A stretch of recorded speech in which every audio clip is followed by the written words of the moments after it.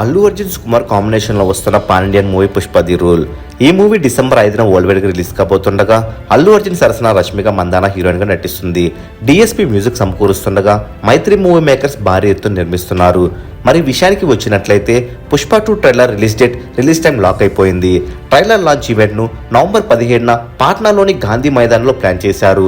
ఈ launch event లో అల్లు అర్జున్ రష్మిక మందానాలు పాల్గొనబోతున్నారు. ఇక ఈ లాంచ్ ఈవెంట్ నవంబర్ 17న సాయంత్రం 5 గంటలకు ప్రారంభం కాబోతుంది. యూట్యూబ్ లో ఈ ట్రైలర్ ను అదే రోజు సాయంత్రం 6 గంటల 3 నిమిషాలకు రిలీజ్ చేయబోతున్నారు.